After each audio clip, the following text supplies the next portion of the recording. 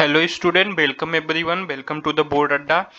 पिछले लेक्चर्स में हमने देखा था कि पावर शेयरिंग जो है क्यों इम्पोर्टेंट हो जाती है। हमने केसेस देखे थे बेल्जियम कंट्री के और श्रीलंका में, कैसे बेल्जियन लीडर्स ने कुछ अच्छे जो है अमेंडमेंट्स करके अपने कॉन्स्टिट्यूशन में सिविल वार को रोक लिया, और कैसे जो है मेजॉरिटी इम्पोजिशन था श्रीलंका में, वह एक सिविल वार क्रिएट कर दिया कंट्री में, जो कि पॉलिटिकल इनस्टेबिलिटी का कारण बनता है कंट्री में। अब हम अगला टॉपिक कंटिन्यू करेंगे, why power sharing is desirable. क्यों पावर शेयरिंग डिजायरेबल है, इसके बारे में हम लोग इस बात टॉपिक में पढ़ेंगे। Thus two different sets of reasons can be given in favour of power sharing. कह रहा है दो सेट्स ऑफ रीजन दिए जा सकते हैं पावर शेयरिंग के फेवर में। पहला है कि power sharing is good because it helps to reduce the possibility of conflict between social groups. कह रहा है पावर शेयरिंग अच्छी है, गुड है, because it helps to reduce the possibility of conflict between social groups. यह conflict की possibility को कम करती है जो दो सोशल ग्रुप्स के बीच में हो सकती है, दो अलग रिलीजियस ग्रुप के बीच में हो सकती है। पावर शेयरिंग इसको कम कर सकती है। Since social conflict often leads to violence and political instability, power sharing way is a good way to ensure the stability of political order. कह रहा है चूंकि जो पावर शेयरिंग है वो पॉलिटिकल इंस्टेबिलिटी को जो है डेवलप करेगी। वह सोशल कॉन्फ्लिक्ट अगर होगा तो वायलेंस होगा और पॉलिटिकल इनस्टेबिलिटी होगी। तो अगर हम पावर शेयरिंग करेंगे, सोशल कॉन्फ्लिक्ट जब नहीं होगा, तो एक स्टेबल पॉलिटिकल सिचुएशन होगी किसी भी कंट्री में, और जो कि फेवर करेगी उस कंट्री के डेवलपमेंट को।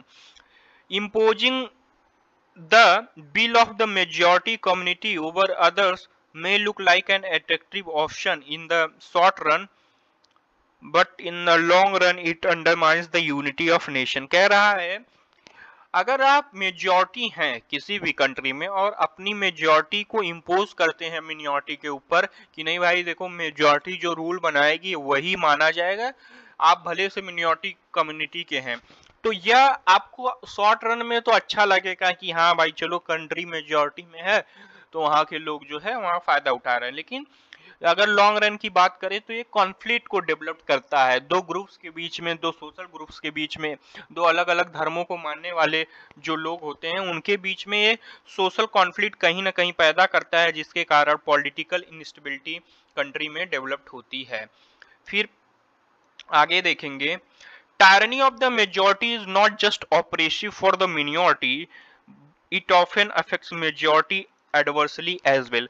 कह रहा है कि टायरनी, टायरनी मतलब क्रूरता जो होती है या इम्पोजिशन, डिक्टेटरशिप जो होती है, अगर मेजॉरिटी की जो ऑपरेसिव डिक्टेटरशिप है या उसका ऑपरेसिव रूलिंग है, वह मिनॉरिटी के लिए ही नहीं गलत साबित होती है या हार्म करती है, कभी कभी ऐसे केसेस में मेजॉरिटी को भी एडवर्सली अफेक्ट करती है। फॉर एग्जांपल अगर आप केस देखें श्रीलंका का, तो जब वहां पर कॉन्फ्लिक्ट डेवलप हुआ या सिविल वार हुई तो जो सिंगलीज लोग थे और जो तमिलियंस थे दोनों उसमें मारे गए थे। तो कहीं ना कहीं मेजॉरिटी को अफेक्ट करता है, और उसमें उसमें भी खासकर जो कॉमन्स होते हैं उनको, जो लीडर्स हैं भाई वो तो बचे रहेंगे।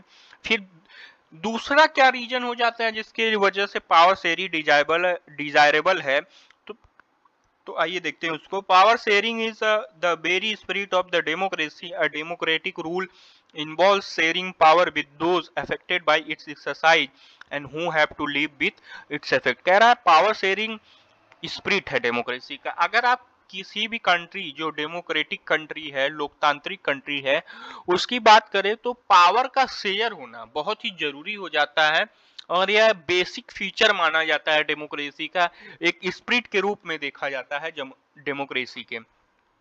People have the right to consulted on how they are to be govern. कह रहा पीपल के पास राइट होनी चाहिए इस बात के लिए कि वो कैसे उनको गवर्न किया जाए। Legitimate government is one where citizen through participation acquire a stake in the system.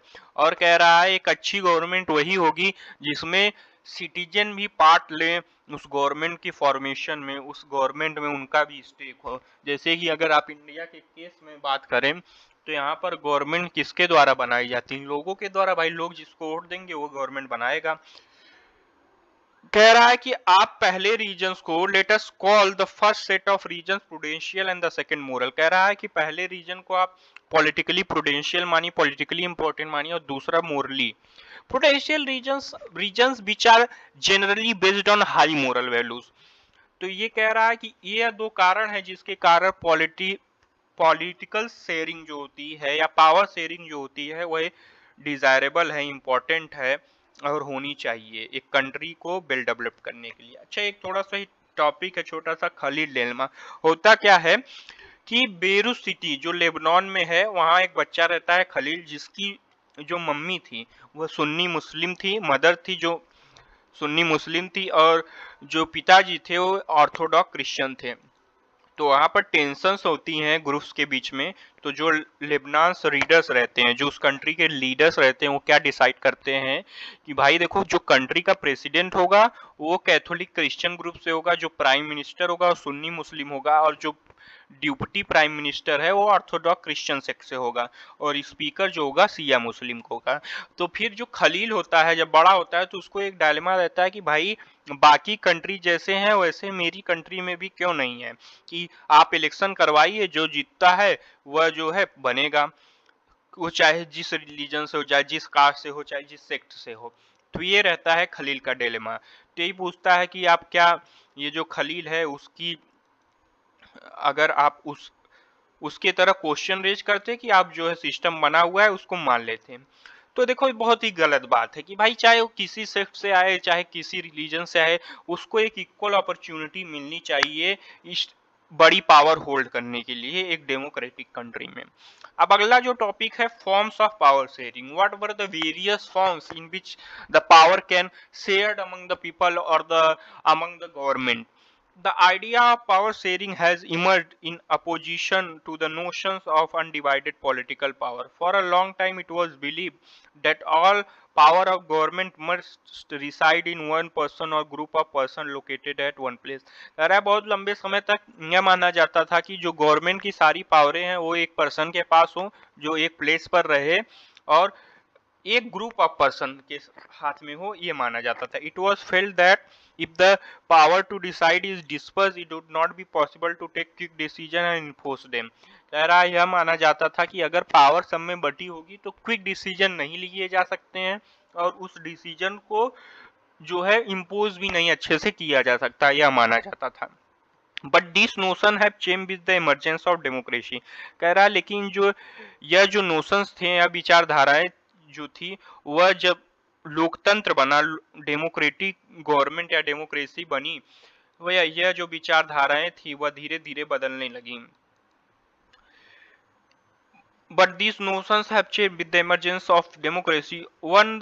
one basic principle of democracy is that people are the source of all political power. In democracy, people rule themselves through institution of self-government. In a good democratic government, due respect is given to diverse groups and views that exist in a society. Everyone has a voice in shaping of public policies. कह रहा है जो basic principle है democracy का कि लोग जो होंगे, जितनी भी पावर है, पॉलिटिकल पावर है, राजनीतिक शक्तियां हैं, वह लोगों में निहित होंगी, लोगों द्वारा होंगी।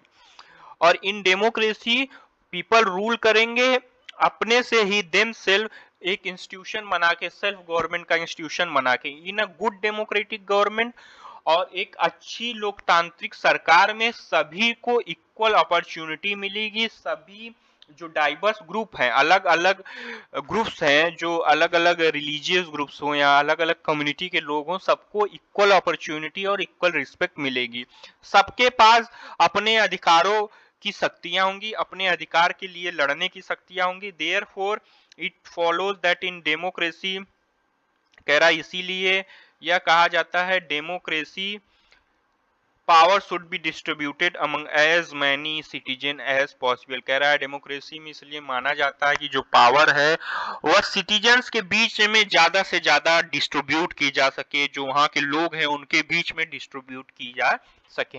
In modern democracy, power sharing arrangements can take many forms. Let us take at some of the most common arrangements that we have or will come across. कह रहा है मॉडर्न डेमोक्रेसी में जो अरेंजमेंट्स हैं पावर शेयरिंग के वो बहुत से फॉर्म ले सकते हैं. आइए देखते हैं क्या क्या वो फॉर्म्स है जिससे पावर को हम लोग शेयर कर सकते हैं. Power is shared among different organs of government such as legislature, executive and judiciary. Let us call this horizontal distribution of power because it follows different organs of government placed at the same level to exercise different powers. कह रहा है कि modern democracy की बात करें तो जो power है वो जो गवर्नमेंट जिनसे मिलके बनी होती है the various organs of the government उनके बीच में पावर को शेयर किया जा सकता है. जैसे हमारे कंट्री में लेजिस्लेचर, एग्जीक्यूटिव और जुडिशरी है, कार्यपालिका, न्यायपालिका और विधि पालिका. तो ये तीन जो है फॉर्म ऑर्गन्स हैं गवर्नमेंट के, इनके बीच में पावर को डिस्ट्रीब्यूट किया गया है कि वह भाई सेम लेवल पर रह के भी डिफरेंट पावर को एक्सरसाइज करें. Such separation ensures that none of organ can exercise unlimited power. इस तरह का जो डिस्ट्रीब्यूशन है पावर का वो इंश्योर करता है कि कोई भी एक ऑर्गन जो है अनलिमिटेड पावर को एंजॉय ना कर सके या एक्सरसाइज ना कर सके. Each organ checks the other. और ये एक तरीके से चेक बैलेंस का काम हो जाता है. देखो भाई अगर जो एग्जीक्यूटिव वाले हैं खराब फंक्शन कर रहे हैं तो उस पर लेजिस्लेचर नजर रखेगी और एग्जीक्यूटिव लेजिस्लेचर दोनों जो है अगर खराब काम कर रहे हैं तो उसको जुडिशरी नजर रखेगी और अगर जुडिशरी खराब कर रही है तो उस पर लेजिस्लेचर नजर रखेगी. तो ऐसे जो है एक जो पावर का डिवीजन है वो इंश्योर किया जाता है various forms of the or various organs of the government में. Last year we studied that in democracy even though minister and government official exercise power they are responsible to the parliament or state assemblies. कह रहा है कि हमने पिछले class में class 9th में हमने यह पढ़ा था कि जो मिनिस्टर्स या गवर्नमेंट ऑफिशियल्स रहते हैं वो पावर को एक्सरसाइज कर सकते हैं लेकिन वो रिस्पॉन्सिबल होंगे किसको, संसद को और स्टेट असेंबलीज को. सिमिलर ऑल दो जजेस are appointed by the executive they can check the functioning of executive laws made by the legislature. This arrangement is called the system of checks and balances. इसको हम क्या देखते हैं, इस arrangements को हम क्या देखते हैं, चेक एंड बैलेंस का पाते हैं. देखो भाई अगर तुम खराब काम करोगे तो जुडिशरी तुम पर नजर रखेगी. एग्जीक्यूटिव को जुडिशरी क्या कहती है, देखो भाई एग्जीक्यूटिव अगर तुम खराब काम करोगे तो हम तुम्हारे ऊपर नजर रख रहे हैं और तुमको पकड़ लेंगे. और फिर क्या है कि लेजिस्लेचर जुडिशरी को कहती है देखो भाई अगर तुम भी खराब काम करोगे तो हम भी देख रहे हैं, अगर तुम गलत फैसला दोगे, गलत न्याय करोगे तो हम भी देख रहे हैं. फिर जो है जो पार्लियामेंट है वो सब पे नजर रखे हुआ है कि देखो भाई कोई गलत काम कर रहा हो तो हम लोग इसके खिलाफ आवाज उठाएंगे. तो ऐसे हम लोग एक चेक और बैलेंस का सिस्टम जो है पावर शेयरिंग में देखने को मिलता है. फिर सेकेंड है power can be shared among government at different level. और कह रहा है कि पावर जो सरकारों के बीच में जो गवर्नमेंट्स होती हैं डिफरेंट लेवल में उनके बीच में भी शेयर किया जा सकता है, जैसे प्रोविंशियल और रीजनल लेवल. अगर आप इंडिया की बात करें तो यहाँ पर सेंट्रल या यूनियन गवर्नमेंट देखने को मिलती है और स्टेट गवर्नमेंट है. फिर अगर हम लोकल लेवल पर बात करें तो ग्राम पंचायत हैं, फिर जिला परिषद है डिस्ट्रिक्ट लेवल पे. तो हम देख रहे हैं कि कैसे जो पावर है वो वेरियस लेवल्स पर, डिफरेंट लेवल्स पर गवर्नमेंट में ही बांटी गई हैं इंडिया के केस में. तो यह भी एक पावर शेयरिंग का सिस्टम हो सकता है. In India we call them state.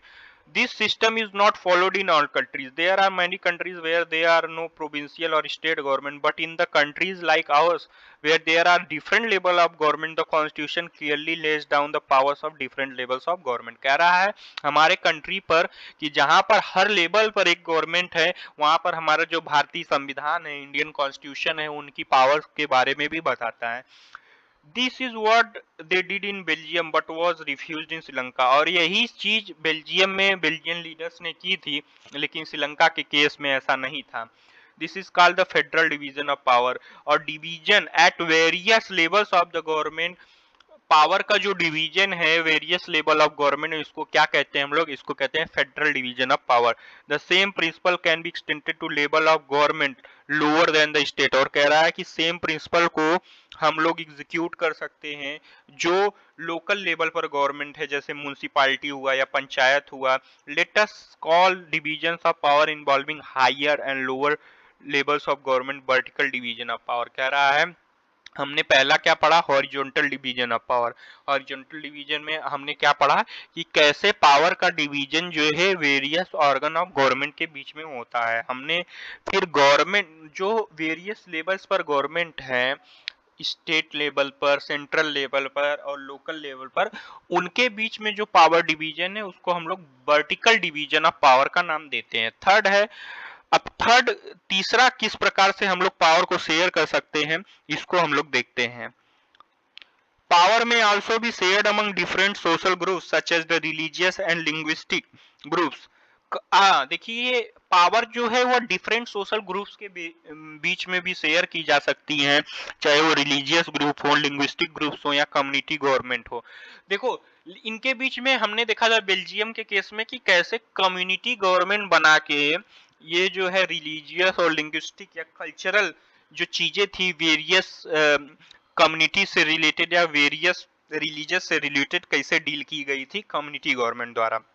In some countries, there are constitutional and legal arrangements whereby socially weaker section and women are represented in legislature and administration। क्या कह रहा है कि कुछ कंट्रीज में कॉन्स्टिट्यूशन या जो लीगल अरेंजमेंट्स ऐसे बनाए गए हैं कि जो वीकर सेक्शन से लोग हैं, जो पिछड़े वर्ग से लोग हैं या वुमेन है, उनको भी लेजिस्लेचर और एडमिनिस्ट्रेशन में इक्वल अपॉर्चुनिटी मिले, इसके लिए कुछ रूल्स जो है वो बनाए गए हैं। अगर आप इंडिया के केस में ही बात करें तो अभी वुमेन रिजर्वेशन बिल आया था, जिसमें जो पार्लियामेंट है उसमें जो है वुमेन्स का भी जो है इक्वल रिप्रेजेंटेशन करने के लिए या उनकी शेयरिंग बढ़ाने के लिए वो ज्यादा से ज्यादा मात्रा में राजनीति में आ सके, इसके लिए वुमेन रिजर्वेशन बिल लाया गया। और आप हमारे यहाँ भारत में देखो पाते हैं कि रिजर्वेशन दिया जाता है जो वीकर सेक्शन है सोसाइटी के, चाहे एससीज हो, एसटीज हो या ओबीसीज हो, कि भाई वो लोग भी अपलिफ्ट कर पाए अपने आप को, वो लोगों को भी इक्वल अपॉर्चुनिटी मिल पाए।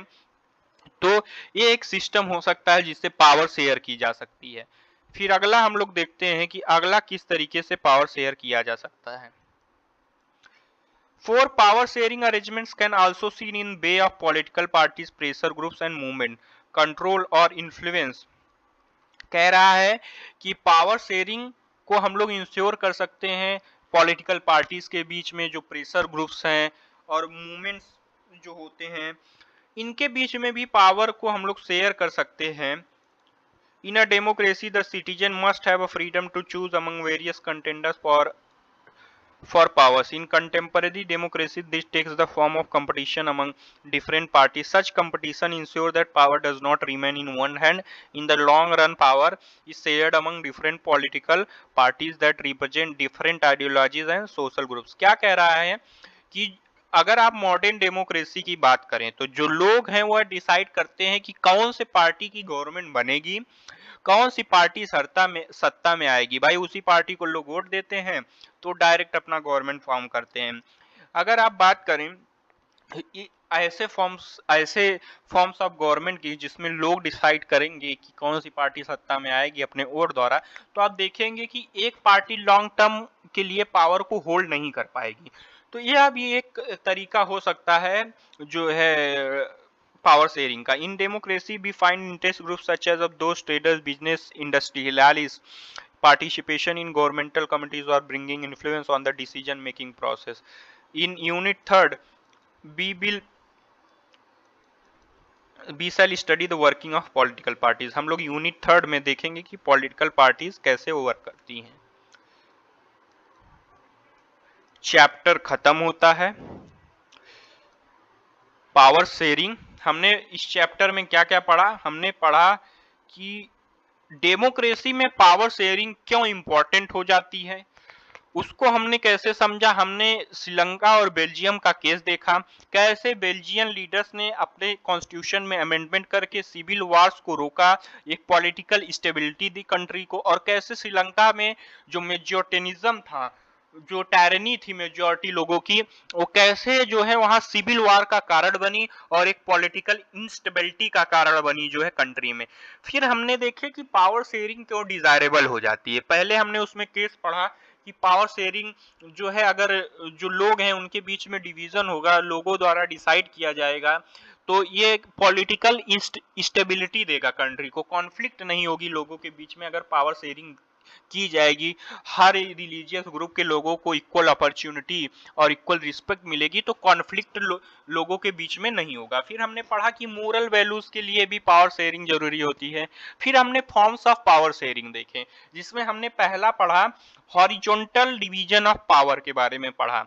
हमने उसमें क्या पढ़ा कि कैसे जो पावर का डिवीजन है वेरियस ऑर्गन्स ऑफ गवर्नमेंट के बीच में हुआ, जिसमें हमने लेजिस्लेचर, एग्जीक्यूटिव, जुडिशरी की बात की। फिर हमने देखा कि वेरियस लेवल्स ऑफ गवर्नमेंट के बीच में कैसे पावर शेयरिंग हुई है, चाहे वो सेंट्रल गवर्नमेंट हो, चाहे स्टेट गवर्नमेंट हो, चाहे लोकल गवर्नमेंट हो। फिर हमने क्या पढ़ा कि कैसे पॉलिटिकल पार्टीज जो हैं डिसाइड करती हैं कि भाई कैसे लोग डिसाइड करते हैं कि कौन सी पॉलिटिकल पार्टी जो है रूल करेगी या नहीं करेगी। इससे क्या होता है कि एक पॉलिटिकल पार्टी लॉन्ग टर्म के लिए जो है पावर को होल्ड नहीं कर पाती है। फिर फोर्थ हमने पढ़ा प्रेशर ग्रुप्स और मूवमेंट्स के बारे में। तो ये थी वेरियस फॉर्म्स जिससे हम लोग पावर शेयरिंग को इंश्योर कर सकते हैं। चैप्टर होता है खत्म 2 लेक्चर्स में। पावर शेयरिंग यही थी।